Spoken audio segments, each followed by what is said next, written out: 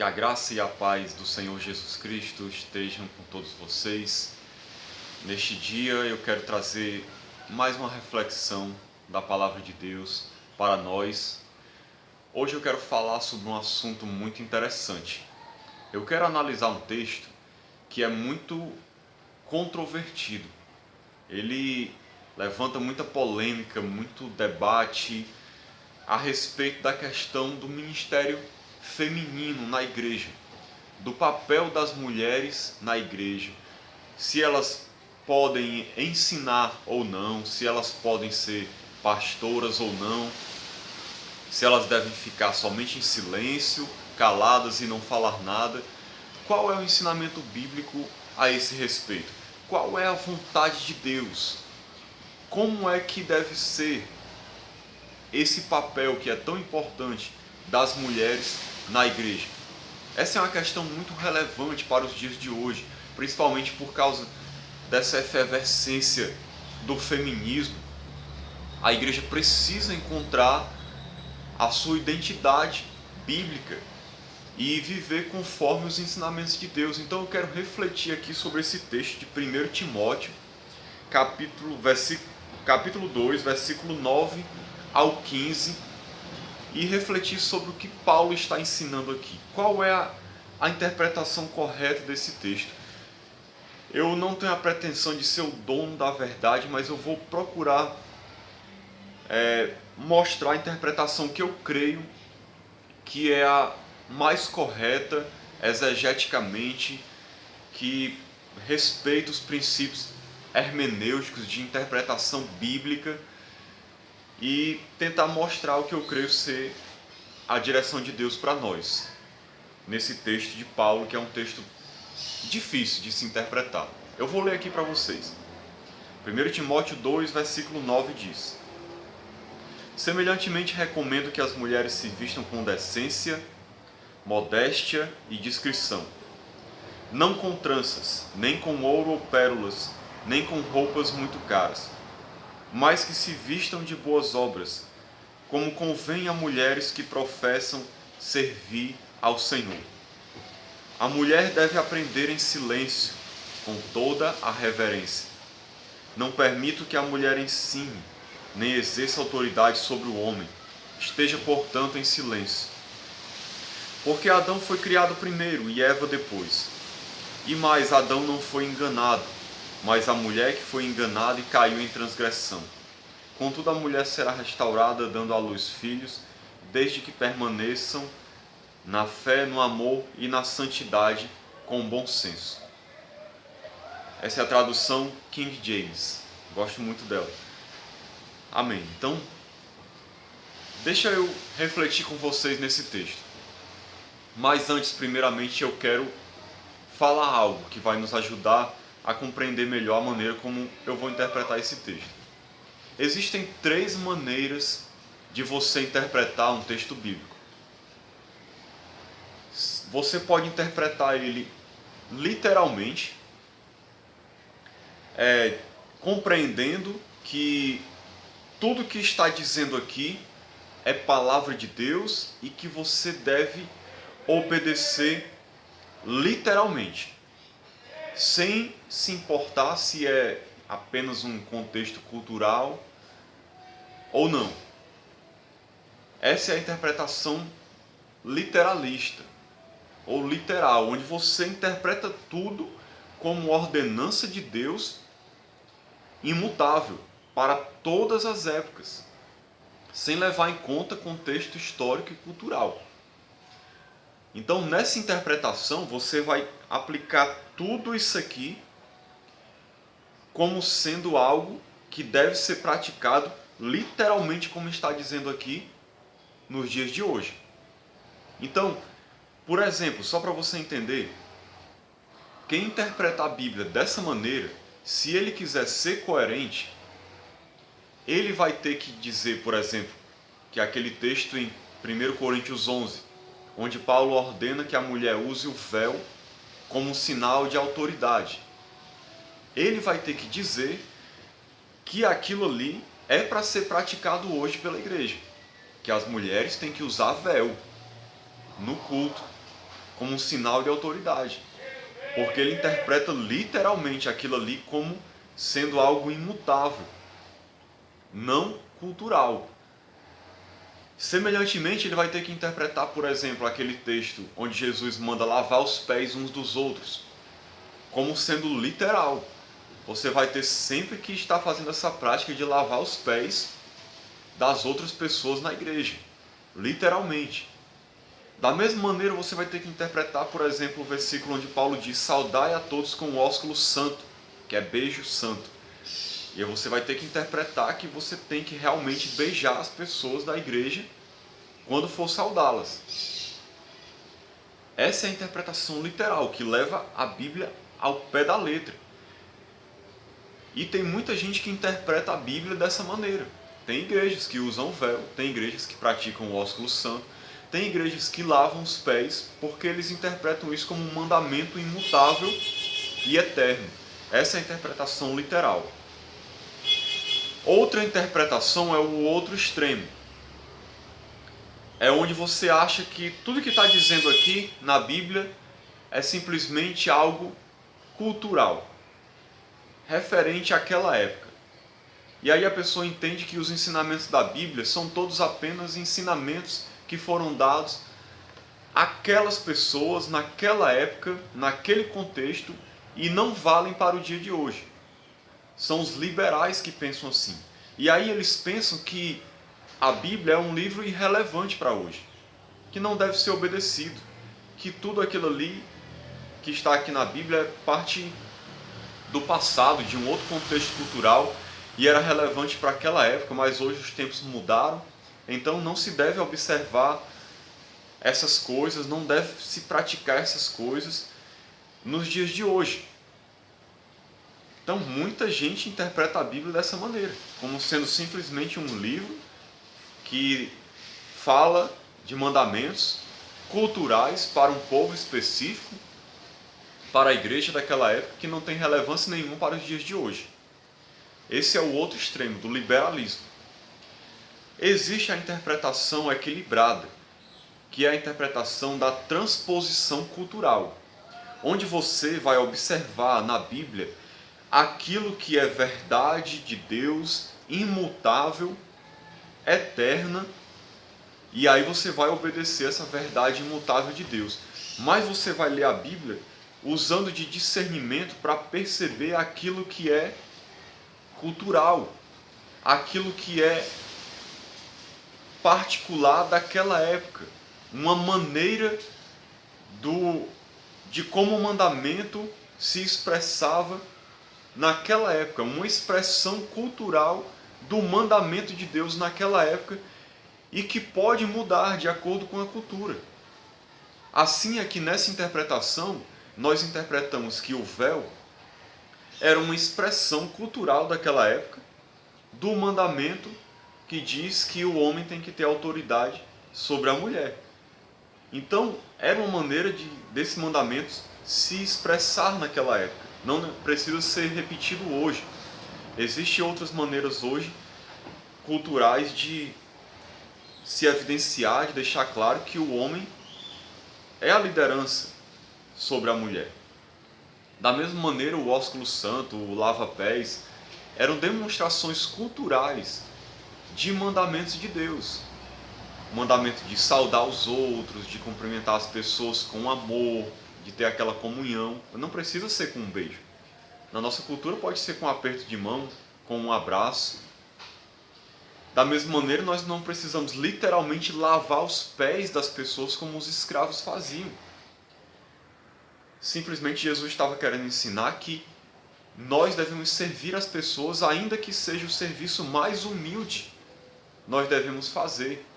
Então nós simplesmente fazemos a transposição cultural. Não precisamos lavar os pés literalmente, mas podemos praticar serviços humildes e com amor para com as outras pessoas.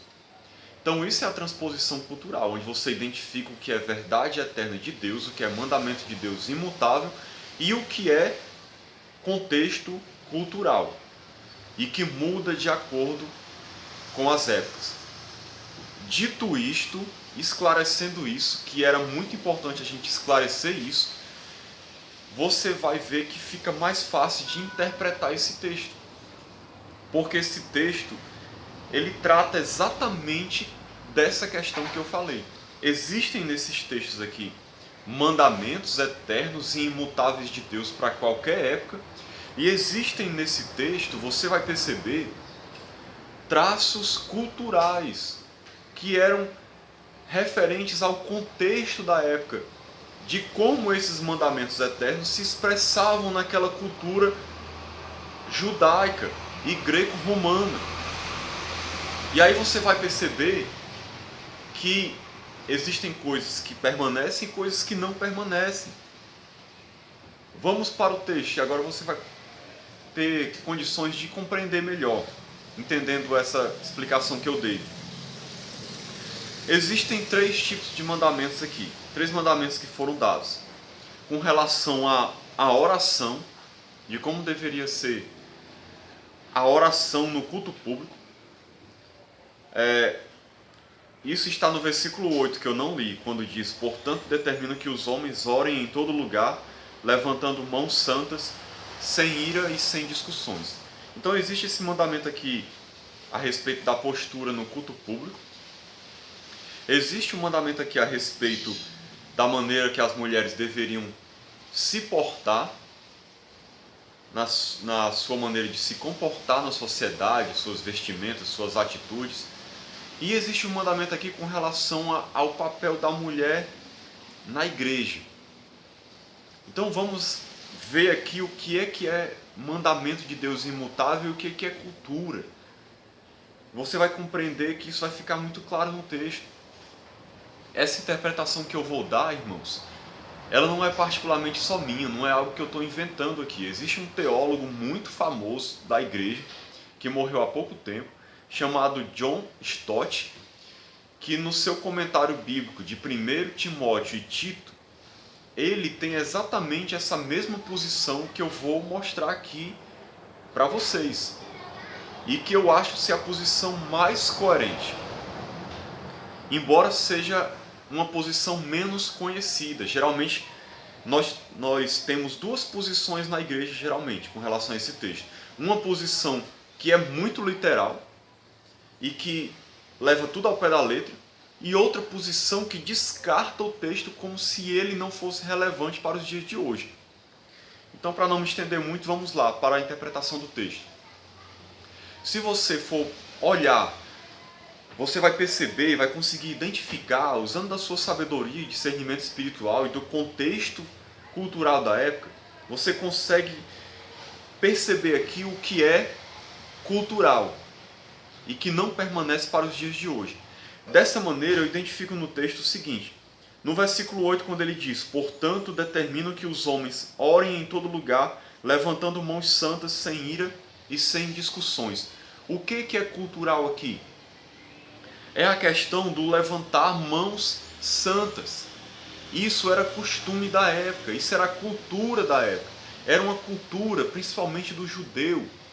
E haviam muitos judeus na cidade de Éfeso, que era a cidade onde Timóteo era pastor, para quem foi endereçado essa carta a Timóteo. Timóteo era pastor em Éfeso, havia uma comunidade judaica grande ali. Então havia uma cultura judaica também muito grande ali. E havia muitos judeus na igreja, além dos gregos, é claro, e romanos. Então, levantar mãos santas era um costume judeu. O judeu tinha esse costume de orar com as mãos levantadas ao céu, mostrando com aquela atitude que ele estava pronto ali a receber alguma coisa de Deus, com as suas mãos levantadas, querendo receber algo de Deus, e com essas mãos demonstrando que ele estava clamando a Deus, direcionado para o céu. Então, dentro desse contexto cultural, era natural que Paulo ordenasse que as pessoas mantivessem aquela cultura, praticassem aquilo de orar com as mãos levantadas. Por isso que ele diz: orem em todo lugar levantando mãos santas. Isso é mandamento cultural. Você não precisa hoje orar dessa maneira, não importa se você está em pé, sentado, deitado, com as mãos levantadas ou não, que Deus vai ouvir sua oração da mesma maneira. Mas o que é que não é cultural aqui? Que é mandamento imutável e eterno, quando ele diz sem ira e sem discussões, ou seja, a postura no culto público, nas orações, nas demais coisas, sempre deve ser de unidade, de comunhão, de mansidão, sem ira, sem discussões. Isso aqui não muda, mas a questão de levantar mãos santas muda. E uma coisa que eu quero dizer para você já, de antemão, você percebe, quando você lê a Bíblia como um todo, que Paulo sempre teve o cuidado de não escandalizar as pessoas. Paulo ele levava muito em conta o contexto cultural em que a igreja estava inserida. E ele tinha todo o cuidado para que a igreja não escandalizasse ninguém, nem fosse pedra de tropeço para ninguém. Por isso que ele ordena em outros lugares que a mulher usasse o véu, para não causar escândalo. Por isso que ele ordena que saudasse com o ósculo santo, porque era o costume das pessoas. Por isso que ele ordena que não comesse coisas sacrificadas a ídolos, para não causar escândalo. Que não comesse carne se fosse causar escândalo. Que não que até mesmo se circuncidasse se fosse preciso, guardasse certos dias santos, considerados santos, se fosse preciso, para não causar escândalo para os irmãos mais fracos na fé. Paulo tinha esse cuidado, irmãos, de não colocar tropeço para os irmãos mais fracos na fé, para que eles não viessem a se afastar de Cristo, por causa de um costume cultural e que a pessoa estava apegada. Então Paulo tinha esse cuidado de se adequar ao contexto da época. Por isso que ele sempre dá essas ordenanças que são culturais, para que a igreja não fosse escândalo de maneira nenhuma para a comunidade, mas para que a igreja fosse aceita. E ela abrisse mão daquilo que podia abrir mão, que era coisa cultural da época, para não chocar ninguém, para que o evangelho não tivesse nenhuma barreira. Certo? Isso é muito importante da gente entender, para poder entender esse texto. Continuando o texto, quando Paulo fala da postura da mulher aqui, que ela devia se vestir com decência, modéstia e discrição, não com tranças, nem com ouro ou pérolas, nem com roupas muito caras. Você já consegue identificar aqui o que é cultural. O que é cultural? É questão de tranças, de se vestir com ouro, pérolas, roupas finas. Essa é a questão cultural. Era a maneira como naquela época se vestia uma pessoa que não tinha modéstia, que não tinha simplicidade, que valorizava muito o luxo, aquela vida regalada. Então, se isso chocava as pessoas, isso ia passar uma imagem de que a mulher não tinha modéstia, nem discrição, nem simplicidade. Por isso Paulo queria que evitasse isso, vestindo esses tipos de vestimentas e usando esses ornamentos. Mas isso é algo cultural. Tem igrejas hoje que levam isso ao pé da letra, e aí proíbem as mulheres de usarem brincos, bijuterias, porque levam isso ao pé da letra. Mas isso era uma coisa cultural da época. O que é importante aqui, que é mandamento imutável de Deus, é a mulher se vestir com decência, modéstia e discrição. E a mulher se vestir de boas obras. Isso é imutável em qualquer cultura. A mulher, agora, como isso vai se manifestar em cada cultura, é diferente. Mas o importante é a mulher ser decente, ser modesta, discreta, se vestir de boas obras. Isso é que não muda. Mas a maneira como isso se manifesta em cada cultura, isso muda. Não necessariamente a mulher vai estar sendo fútil ou sendo uma mulher que se exibe se ela estiver usando um brinco de ouro. Isso na nossa cultura hoje não é necessariamente relevante. Ela não vai deixar de ser modesta e decente se ela estiver usando uma bijuteria, se ela estiver usando um colar de ouro. Sabe, isso é uma questão cultural. O importante é a modéstia, a discrição. As tranças naquela época que ele fala aqui, era algo que era inerente, era relacionado a uma mulher que não tinha modéstia nem discrição. Mas hoje em dia uma mulher usar trança não é nada demais, não tem problema nenhum. Não vai afetar o testemunho cristão dela.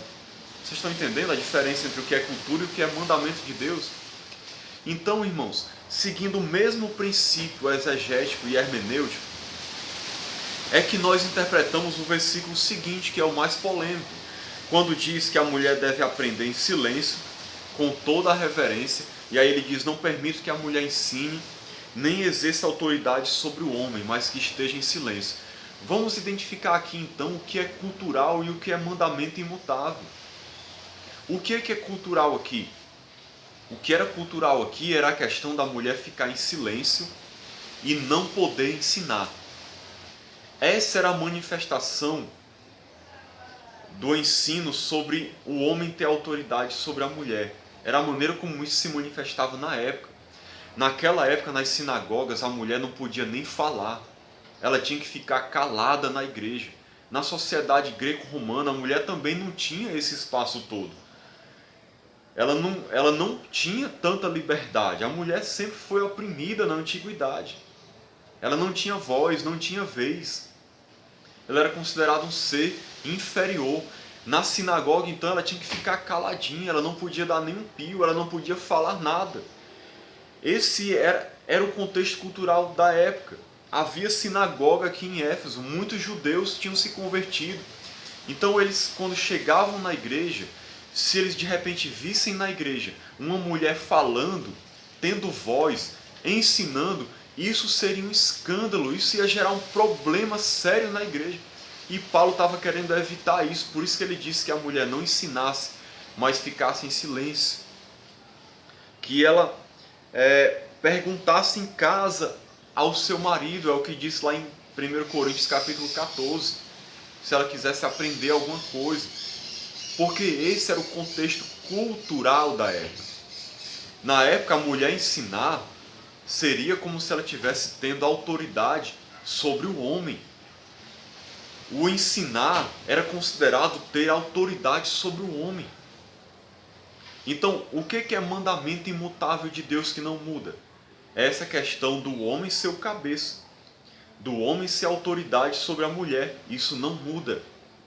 Se você ler toda a Bíblia, em todas as cartas, você vai ver que Paulo ensina que a mulher deve se submeter ao seu marido, que o homem é o cabeça da mulher, como Cristo é o cabeça da igreja, e o pai é cabeça sobre Cristo. Isso está ensinado lá em 1 Coríntios 11. Isso é um princípio imutável de liderança, de autoridade. Não autoritarismo, mas autoridade. Então o homem, ele é liderança sobre a mulher. E isso não muda. A mulher não deve exercer autoridade sobre o homem, como Paulo diz aqui. E isso não muda. Não muda. Mas a questão do ensinar e do ficar em silêncio é cultural. Isso era uma manifestação cultural do mandamento na época. Hoje em dia, o fato de uma mulher ensinar ou falar na igreja não significa que ela está tendo autoridade sobre o homem. Uma mulher pode ensinar tranquilamente um homem sem que isso tenha uma conotação de que ela está se sobrepondo a ele, tendo autoridade sobre ele. Na nossa cultura não existe isso, mas naquela cultura isso era muito forte. Se uma mulher fosse falar na igreja ou ensinar um homem, isso era um escândalo. Mas hoje uma mulher pode ensinar. Ela deve ensinar se ela tiver esse chamado. E isso não vai afetar o mandamento de Deus que diz que o homem tem autoridade sobre a mulher. Então, o mandamento de Deus, ele se baseia, como Paulo ensina aqui, na ordem da criação, no fato da mulher ter caído. Só que muita gente hoje não sabe fazer a diferença. E aí o que eles fazem? Interpretam que a mulher não pode falar na igreja, não pode ter voz, nem pode ensinar. Nenhum homem, de maneira nenhuma. E aí proíbem as mulheres de ensinarem, de serem professoras de escola dominical, de pregarem na igreja. Mas isso era contexto cultural da época. Por outro lado, tem pessoas que vão para outra interpretação liberal. Lembra do que eu ensinei na introdução dessa mensagem? Tem pessoas que vão para outra interpretação liberal. E aí ensinam que a mulher pode exercer autoridade sobre o homem, que não tem problema nenhum, porque esse texto aqui não vale para hoje. Isso tudo aqui era coisa daquela época, tem que ser tudo descartado. Aí tem gente que acha até que Paulo era machista, estava contaminado pela mentalidade da época e expressou aqui o seu pensamento machista e que isso tudo tem que ser descartado. Isso é uma posição liberal, isso é o outro extremo. Qual é a posição que eu creio que é bíblica e coerente, para a gente finalizar aqui? É a que o homem deve exercer autoridade sobre a mulher, isso não muda. Dessa maneira nós entendemos, pela Bíblia, que por isso o homem é que é o pastor da igreja, por isso que é o homem que é a liderança na sua casa. E em qualquer ministério da igreja, uma mulher não pode exercer liderança sobre um homem, porque senão vai ferir esse princípio imutável de que o homem exerce autoridade sobre a mulher. É por isso que uma mulher não pode ser pastora, bispa, apóstola, se isso fosse possível, né, que apóstola, esse ministério apostólico nem existe mais. Mas tem muita apóstola aí. Então, a mulher não pode ser pastora, porque esse mandamento do homem exercer autoridade sobre a mulher é imutável. A mulher não pode exercer liderança sobre o homem, isso não muda. Então a mulher não pode assumir esse cargo de pastora, ser ordenada a pastora. Biblicamente isso não tem lugar na Bíblia. Mas a mulher pode ensinar tranquilamente, pode pregar. Isso não é exercer autoridade sobre o homem. Isso era uma manifestação cultural da época. Mas o mandamento do homem exercer autoridade sobre a mulher permanece. Toda liderança na igreja tem que ser masculina. Se essa liderança estiver sendo exercida sobre outros homens, uma mulher pode assumir um ministério na igreja? Eu creio que pode. Se ela estiver liderando crianças, ou se ela estiver liderando adolescentes, ou se ela estiver liderando outras mulheres. Mas se ela estiver liderando homens, ela vai estar ferindo esse princípio bíblico de que o homem exerce autoridade sobre a mulher. Se ela for pastora, ela vai estar ferindo esse princípio imutável bíblico de que o homem é que exerce autoridade sobre a mulher. Mas, então, a liderança na igreja, quando essa liderança é sobre outros homens, deve ser uma liderança masculina, não importa qual seja o ministério. Principalmente o ministério de pastor, que é a liderança sobre a igreja como um todo. Só pode ser exercido por um homem, porque é antibíblico uma mulher exercer autoridade sobre os homens. Se você crer nisso, você vai ter que dizer que dentro de casa a mulher vai ter que exercer autoridade sobre o marido, e isso é permitido, e não é, isso não muda. Então eu espero ter ajudado na compreensão desse texto. Não é a interpretação que geralmente é feita, geralmente as pessoas vão para um dos dois extremos, ou para o literalismo ou para o liberalismo. Mas eu fico com a interpretação que eu creio que é mais coerente, e que não só eu defendo ela, como eu citei até o nome do John Stott no seu comentário, ele defende isso também. E eu creio que é a posição mais bíblica, mais coerente, mais correta. Então que Deus nos abençoe e nos ilumine, em nome de Jesus. Amém.